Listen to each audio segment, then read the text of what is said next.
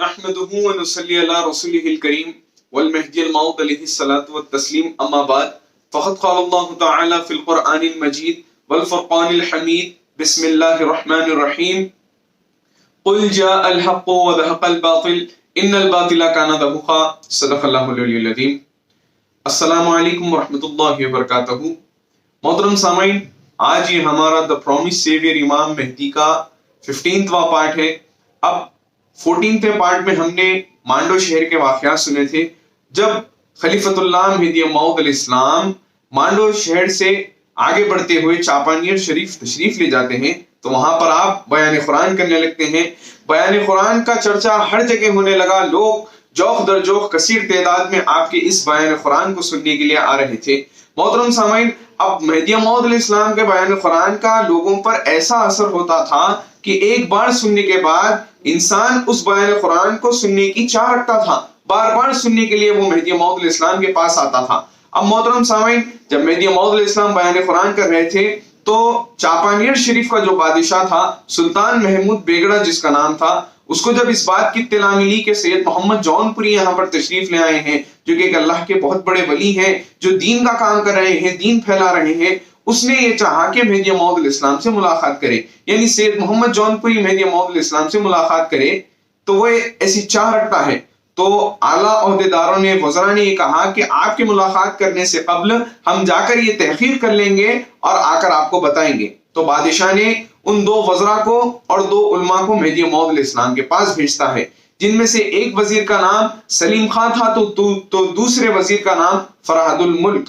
جب یہ چاروں لوگ مہدی موعود علیہ السلام کے حضور جاتے ہیں، آپ کے دائرے میں آتے ہیں، تو کیا دیکھتے ہیں؟ عصر اور مغرب کے درمیان کا وقت ہے. مہدی موعود علیہ السلام بیان قرآن کر رہے ہیں.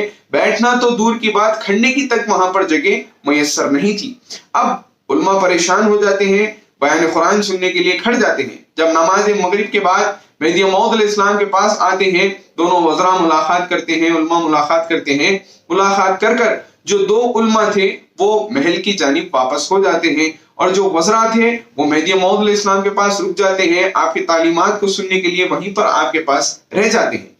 اب یہاں پر جو 2 علماء تھے وہ بادشاہ کے پاس آتے ہیں، بادشاہ سے ملاقات کرتے ہیں. بادشاہ کو مہدی موعود علیہ السلام کے تعلق سے یہ بتاتے ہیں کہ وہ ایک اللہ کے بہت بڑے ولی ہیں، اللہ کے نیک بندے ہیں. تو بادشاہ یہ کہتا ہے کہ اب میں بھی جا کر ان سے ملاقات کرتا ہوں. تو علماء جو تھے وہ کہنے لگتے ہیں کہ آپ ان سے ملاقات نہیں کر سکتے.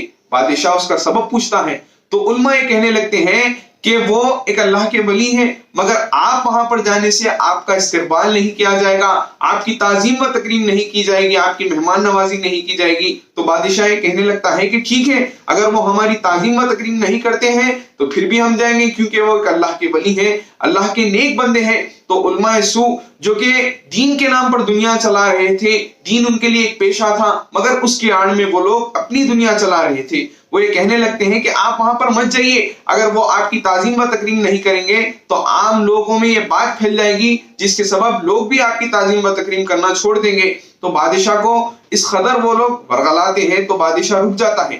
اب جو علماء تھے وہ واپس ہو رہے تھے، اور جو 2 وزراء جو مہدی موعود علیہ السلام کے پاس تھے وہ تلخین ہو کر واپس محل آ رہے تھے. اب علماء کی اور وزراء کی ملاقات ہوتی ہے تو وزراء یہ کہنے لگتے ہیں کہ کیا تم نے بادشاہ کو مہدی موعود علیہ السلام کے تعلق سے بتا دیا؟ تو علماء یہ کہنے لگتے ہیں کہ ہم نے بتایا اور بادشاہ کو ملاقات کرنے سے بھی روک دیا. تو وزراء اس کا سبب پوچھتے ہیں تو علماء یہ کہنے لگتے ہیں کہ وہ بادشاہ کی تعظیم و تکریم نہیں کریں گے، اس لیے ہم نے بادشاہ کو روک دیا. تو اب یہاں پر وزراء یہ کہنے لگتے ہیں کہ تم نے ایک اللہ والی بندے کو ایک اللہ والی شخصیت سے ملنے سے روکا ہے، تم اللہ کو کیا جواب دو گے؟ تو علماء یہ کہنے لگتے ہیں کہ ہم نے خدا کو دینے کا جواب تیار کر لیا ہے. ہم یہ کہیں گے کہ ہم نے اسلام کی حفاظت کی ہے، اسلام کو بچایا ہے. اب اس کا سبب پوچھا گیا تو یہ کہنے لگتے ہیں کہ اگر بادشاہ وہاں پر چلے جاتا، مہدی موعود علیہ السلام کے پاس ترک دنیا کر کر ان کی صحبت اختیار کر لیتا، تو یہاں پر غیر مسلم بادشاہت بہت ہے، جس کے سبب وہ ہم پر غالب آ جائیں گے، ہم پر ہماری جو امن شانتی ہے وہ ہم سے چھینی جائے گی. تو جب اس بات کی اطلاع وزراء جا کر خلیفۃ اللہ مہدی موعود علیہ السلام کو دیتے ہیں تو مہدی موعود علیہ السلام یہ کہنے لگتے ہیں کہ بادشاہ اگر یہاں پر آتا تو اس کا ہی فائدہ ہوتا تھا. ترک دنیا کی جو توفیق ہے دینے نہیں دینے والا وہ اللہ تبارک و تعالیٰ ہے. تو محترم سامعین، اب مہدی موعود علیہ السلام نے اس قدر جواب دیا۔ آخر میں اللہ تبارک و تعالیٰ سے دل کے گہرائیوں سے یہ دعا ہے کہ یا رب العالمین ہمیں صحیح معنوں میں مہدوی بنا اور اس پر عمل پیرا ہونے کی توفیق عطا فرما۔ آمین ثم آمین، وآخر الدعوانا الحمد للہ رب العالمین۔